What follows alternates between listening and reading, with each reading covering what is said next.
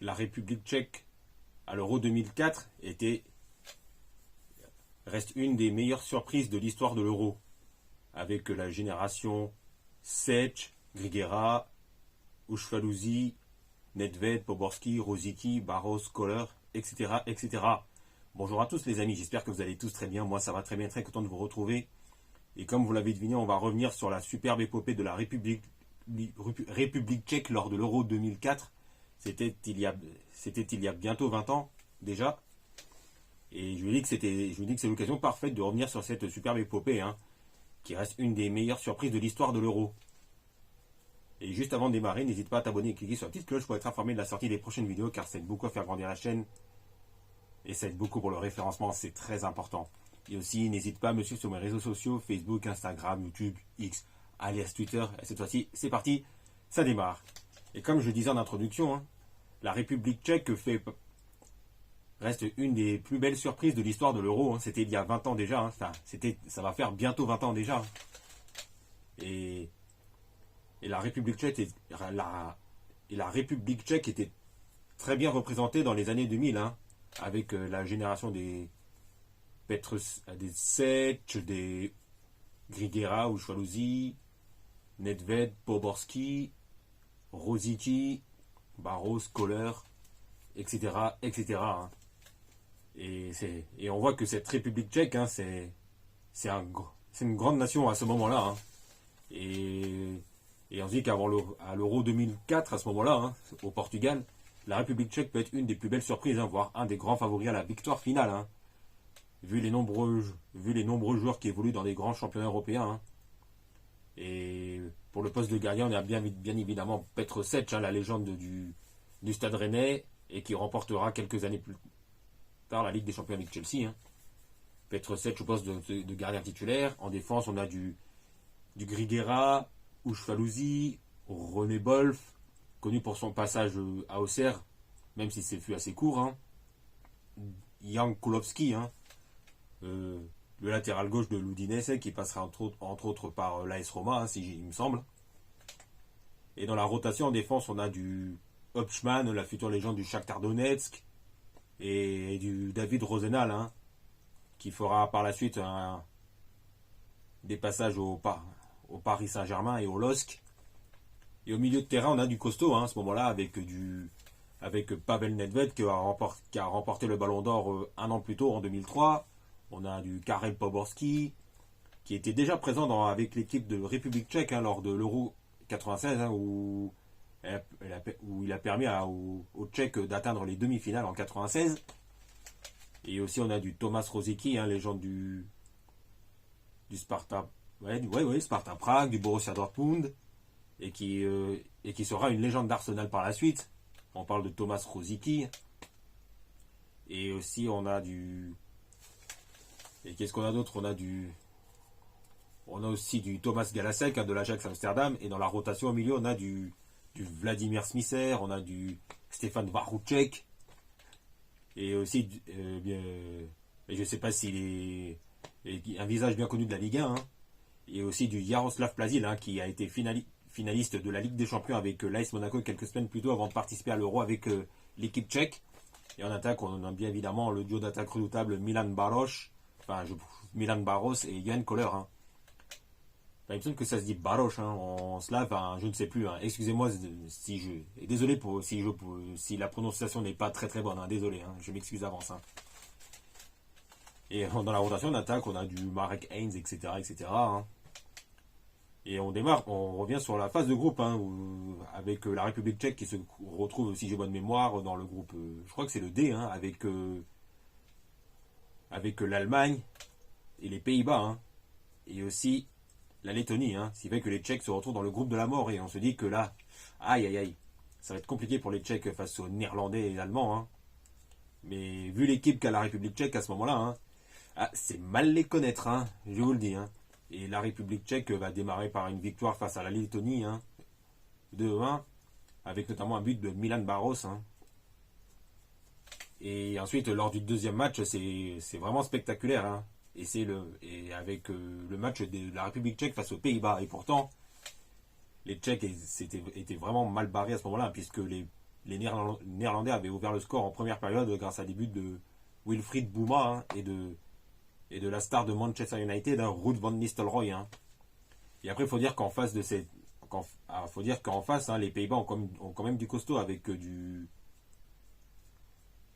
Van Nistelrooy, du Davids, du Seedorf, il y a du Van der Vaart, il y a du Wilfried Bouma, du John Heitinga, du Van der Sar, et etc.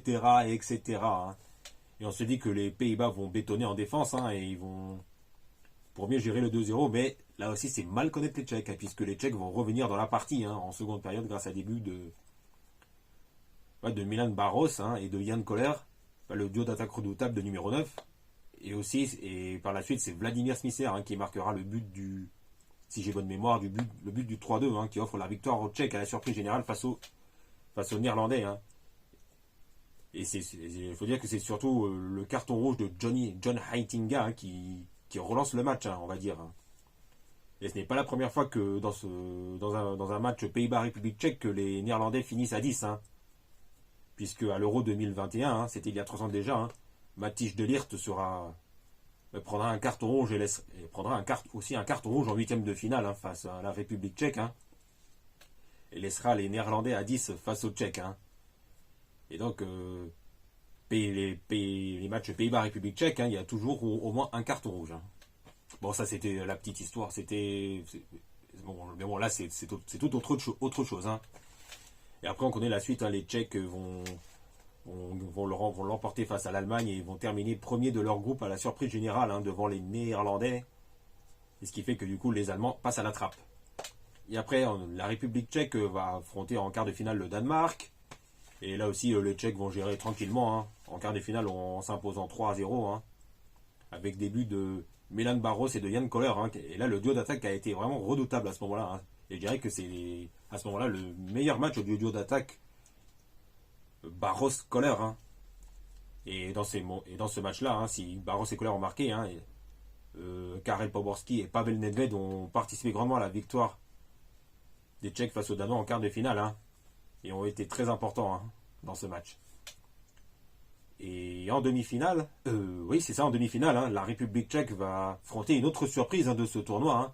Et l'autre surprise, oui, on le sait, hein, tout le monde le sait, c'est la Grèce hein, qui a fait tomber le tenant du titre français en quart de finale 1-0 hein, avec le but de Charisteas de la tête. Et là on se dit que les Tchèques, vu leur parcours, vu leur énorme parcours avec 100% de victoire, on se dit que ça va passer pour les Tchèques hein, assez facilement face aux Grecs.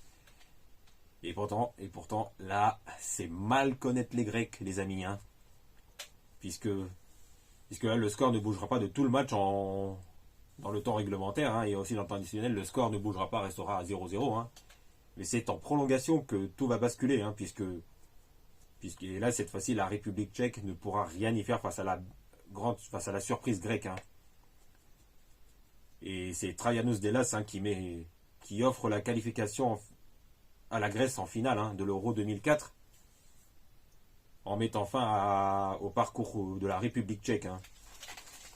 Et là, cette fois-ci, les Tchèques ne pourront rien y faire hein, face à la Grèce de Nikopolidis, de Torosidis, Delas, de Zagorakis, Karagonis, Katsouranis, Charisteas, etc., etc. Et bon, après, on connaît la suite. Hein. La Grèce va remporter l'Euro 2004 face au Portugal, le pays organisateur, hein, à la surprise générale de tous. Hein. Et on se souvient tous de la victoire finale de la Grèce à la surprise générale de tous. Hein. Et qu'en est-il de cette équipe de République tchèque après l'Euro 2004 ? Eh ben, la République tchèque va participer pour la première fois à la Coupe du Monde en 2006 en Allemagne, hein, même si au premier... Ça sera compliqué cette fois-ci. Hein. La République tchèque sera dans un groupe très compliqué. Et ne passera pas la phase de groupe. Mais si la République tchèque n'a plus participé à la Coupe du Monde depuis 2006, et bien la République tchèque a participé à toutes les éditions de l'Euro hein, depuis. Hein. Et qu'en est-il des joueurs tchèques hein, après l'Euro de la superbe épopée tchèque en 2004 et ben, on a Petr Cech qui marquera son empreinte au Stade Rennais, hein, qui remportera la Ligue des Champions avec Chelsea en 2008. On a On a Thomas Rosicky qui marquera de son empreinte à Arsenal durant des années et qui participe et qui a même participé à l'Euro 2016 en France avec la République tchèque. Hein. Et du coup, Poborski à ce moment-là fait partie et un des derniers rescapés de la superbe épopée tchèque à l'Euro 2004. Et Thomas Rosicky est devenu une des grandes légendes de l'équipe de République tchèque, hein, en participant à l'Euro 2016 en France chez nous, ce qui sera sa dernière grande compétition internationale de sa carrière. Et on a ensuite Vladimir Smisser et Milan Barros qui remporteront la Ligue des Champions, avec Liverpool un an plus tard, hein, lors du miracle d'Istanbul en 2005, hein, face au Milan AC. Hein. Et justement, Vladimir Smisser marquera le but qui réduit l'écart à 3-2, hein, avant que Xabi Alonso, hein, marquera le but du 3-3 pour Liverpool sur penalty en 2 temps. Hein. Et après on connaît la suite, hein, Jerzy Dudek est le héros de la séance des tirs au but, hein, qui va permettre à Liverpool de remporter la Ligue des Champions, hein, lors du miracle d'Istanbul. Et après on a du Jan Koller qui continuera de marquer son empreinte à Dortmund et qui par la suite, quelques années plus tard, effectuera un passage à Monaco, hein, qui sera difficile, hein, qui n'aura pas l'effet escompté. Hein. Et on a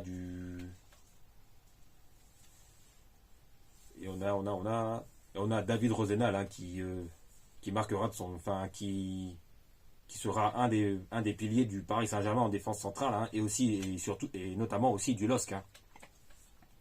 Et après on a Jaroslav Plazil qui continue sa carrière en Ligue 1, etc., etc. Ah oui, et j'ai oublié de dire, hein, par la suite, hein, après la Ligue des Champions remportée avec Liverpool en 2005, Milan Barros fera un passage à Lyon quelques années plus tard, hein, mais là ça sera en demi-teinte, hein, pour Milan Barros à l'Olympique Lyonnais. Hein. Et qu'en est-il de la République tchèque toujours aujourd'hui, hein, la République tchèque va participer à l'Euro 2024, hein, qui aura lieu dans quelques semaines en Allemagne. Hein. Et la République tchèque a une belle génération de grands joueurs avec Vladimir Koufal et Thomas Souček de West Ham. Il y a du Adam Lošek et Patrick Schick qui ont remporté la Bundesliga avec le Bayer Leverkusen récemment. Hein. Et la République tchèque, hein, sera dans un groupe, je dirais, abordable, hein, même s'il y a un gros morceau qui s'appelle le Portugal. Hein. Et la Turquie qui sera très embêtant à jouer. Hein. Et aussi, attention à la Géorgie de Vichak Kvaratskhelia et comment il s'appelle, celui qui est à Metz, Georges Bikotadze. Hein. Même si ce groupe est abordable pour les Tchèques, les Tchèques devront quand même se méfier. Hein. Et je vois... Même ils pourraient très bien nous faire une 2004. Bon, voilà les amis, je crois que c'est tout pour aujourd'hui. Hein. Et ça m'a fait plaisir de faire cette vidéo avec vous, hein, pour vous parler de cette équipe de la République tchèque en 2004, hein, qui a marqué de son empreinte. Hein. Et ça reste une des meilleures surprises de l'histoire de l'Euro. Et je crois que c'est tout les amis. Hein. Et pour ce qui est des prochaines vidéos, la prochaine, je sais pas si ça... J'avais promis de parler de la grande épopée de l'Ajax Amsterdam en Ligue des Champions en 2019 et de la décima du Real Madrid en 2014. Ne vous inquiétez pas, ça c'est au programme, hein, mais même si je ne sais pas trop quand les vidéos sortiront, hein, car là, normalement, la semaine prochaine, je dis bien normalement, il y a la vidéo pronostic sur le PLE King and Queen of the Ring, hein, qui devrait arriver. Hein. Et je crois que c'est tout pour aujourd'hui. Hein. Et n'oubliez pas les amis, on se retrouve très vite pour parler de football et de catch. Allez, à plus tard tout le monde.